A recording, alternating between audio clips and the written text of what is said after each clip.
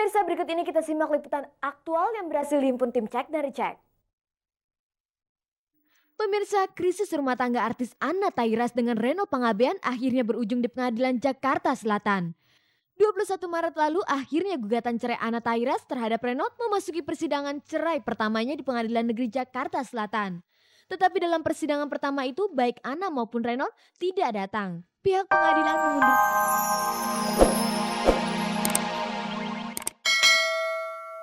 malah sama sekali nggak nyentuh drugs atau alkohol atau malah nggak ngerokok kayak begitu. Kayak Jamrud di luar yang kemarin itu yang 2 itu ya kita baik-baik aja. Dani dari kelompok Dewa dan Duta dari Sila on Seven sekarang punya nasihat bijak soal narkoba. Ya menurut gua sih nggak ada gunanya ya. Menurut gua nggak ada gunanya narkoba. Ya nggak? Hah? Gua saranin sama lu semua yang mau coba-coba udah. Nggak usah coba-coba nih. Mungkin kalau kita ngomong kamu jangan pakai narkoba, kamu jangan jauhi narkoba segala macam itu jelek segala macam. Itu kayaknya kita terlalu menggurui ya. Karena kita sendiri kalau kayak kami pribadi kami nggak pernah terjun dalam dunia seperti itu. Tapi paling nggak kita pengen kalian yang di rumah bisa ngelihat sisi positifnya bahwa ya kami yang nggak pakai ini ya hidupnya sampai sekarang ya begini nih, menyenangkan gitu loh. Grup-grup band yang diantaranya anggotanya dulu pernah memakai narkoba, kini berusaha membangun citra bahwa mereka sudah bersih dari barang haram itu. Pengalaman juga karena kita juga melihat 2 kawan kita itu kan tragis sekali buat kita dan sangat disayangkan gitu di saat karir mereka lagi menanjak ya mereka harus harus pergi duluan gitu. Ya hanya untuk sekedar mengingatkan ke kawan-kawan lainnya bahwa drugs itu nggak baik, nggak bagus ya. Paling ya usaha maksimal kita itu ya lewat lagu. Kita nggak terlalu bangga kalau kita clean. Makanya kita juga nggak terlalu gembor-gembor bahwa kita adalah band yang terlalu clean karena ada banyak personel yang masih banyak utang juga gitu. Jadi itu saya rasa nggak terlalu perlu dibanggakan. Jadi. Slang sendiri ingin step forward untuk melangkah ke depan gitu loh. Dan nggak pengen langkah kita tuh dibebani oleh kayak gitu-gitu gitu loh. Menurut mereka, apa yang menjadi penyebab sehingga pemusik sampai menggunakan narkoba? Anak muda ya, kejeblos, kecelakaan biasa. Tapi justru itu pengalaman yang mahal buat kita. Apalagi kita bisa pindah ke dunia yang baru ya. Itu apa? Seperti mujahidin. Ya, berjuang. Karena ini juga kita nunjukin ke Indonesia bahwa reformasi perubahan bisa kok. Kita di zaman era reformasi ingin melakukan sesuatu reformasi diri kita aja dulu. Ya kan? Sekarang yang di atas-atas contohin kita dong. Gue rasa kita lebih berat daripada berhenti nyolong.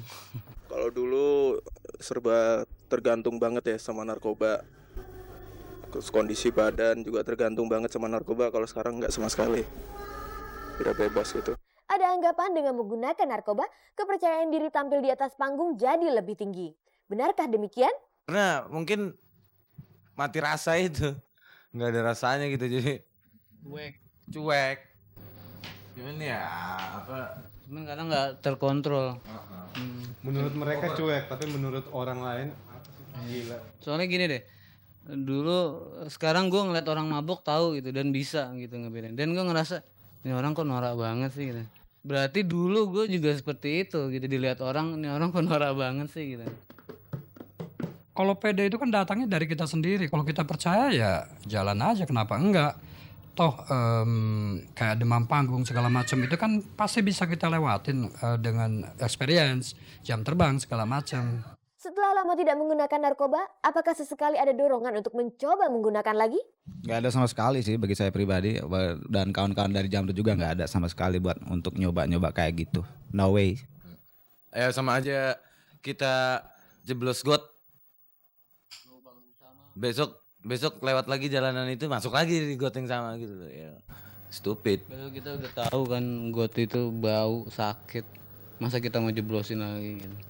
Apa upaya yang mereka lakukan agar tidak tergoda mencoba narkoba lagi? Kalau menepisnya kebetulan saya pertama menjauhi lingkungan yang seperti itu ya. Terus kebetulan juga saya sangat jarang, malahan hampir tidak pernah menggunakan kayak obat-obat biasa pun saya nggak pernah minum gitu loh. Saya paling ya minum air putih gitu aja, udah gitu. Kalau sekarang sih udah nggak ngaruh ya. Tapi mungkin awal-awal kita pas baru berhenti itu kita memang sedikit membatasi pergaulan dan membatasi keluar rumah. Lingkungan kayak gini nih yang kita bersama kita bareng-bareng dari Jogja bareng segala macam itu saling ngingetin lah. Jadi kalau salah satunya udah mulai lupa apa-apa ya saling ngingetin segala macam kayak gitu. Itu perlu banget sama komunikasi antar anggota ini perlu sekali.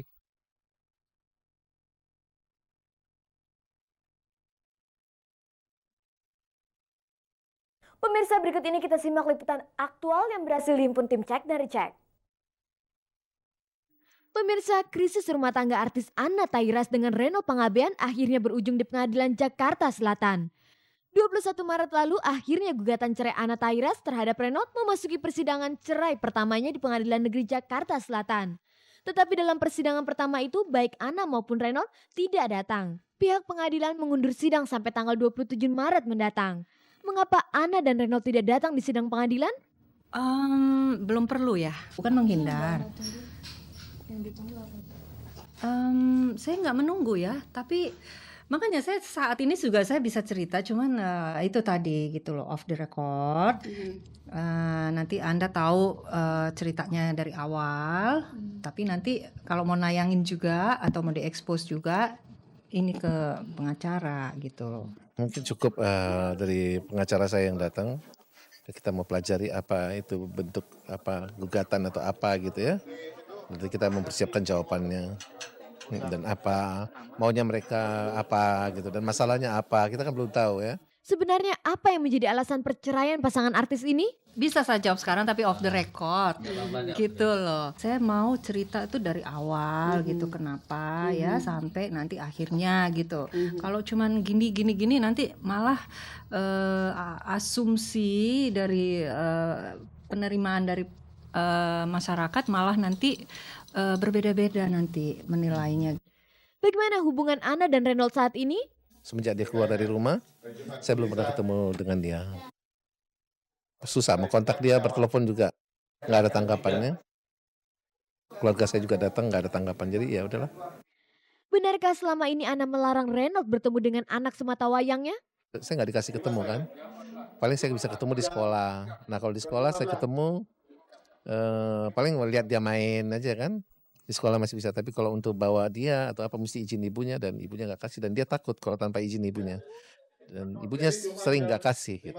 Saya nggak ngerti apa itu pikiran Ana sampai tega begitu, saya nggak ngerti kenapa. Saya membebaskan anak saya selama ini karena saya pikir ya udahlah ini kan masalah orang tua ya, anak-anak nggak usah tahu dan dia bebas untuk mengekspresikan jiwanya dia gitu dan tidak menjauh dari ayah atau ibunya. Bagaimana dengan hak asuh perwalian anak? Nanti lihat keputusannya aja. Kalau keputusannya memang ikut saya atau bagaimana, saya sih mentaati aja gitu. Kita tinggalkan berita aktual tentang perceraian Anna Tairas dan Reno Pangabean. Kita beralih ke artis Baby Sylvia yang tengah terbaring lemah di Rumah Sakit Mitra Keluarga Jatinegara karena sakit demam yang dideritanya. Nggak ada gejala-gejala yang kayak mau sakit parah gitu. Saya pikir buang-buang air biasa kan. Tapi karena cairan, ya udah. Saya bilang, udah saya takut nih. Saya tiba-tiba ketakutan mati gitu. Bukan mau takut mati, kenapa ya? Anak-anak saya sama siapa gitu kan. Mungkin salah makan. Terus udah gitu buang-buang airnya tuh sampai 15-16 kali sama muntah kan.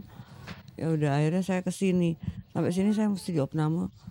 Ternyata ada kayak semacam jamur di kotoran gitu. Tapi bukan penyakit yang banjir-banjir itu ya. Mungkin 1-2 hari lagi bisa pulang. Saat terbaring sakit seperti ini, apa yang dirasakan Baby bila mengingat jauh dari suami yang saat ini tengah menjalani masa tahanan di rumah penjara Tangerang? Dia bilang suruh sabar aja gitu. Nggak apa-apa. Soalnya kan saya di sini, dianya kamu jangan pikirin katanya. Saya juga pikir yang saya takut ada apa-apa sama saya gitu. Saya bilang kasihan anak-anak saya kan. Ternyata nggak apa-apa gitu kata dokter. Ya udah kalau gitu kamu tenang aja deh. Tadinya saya nggak kuat juga sih. Tapi ya udah saya istighfar aja. Saya pikir mau bikin apa ya?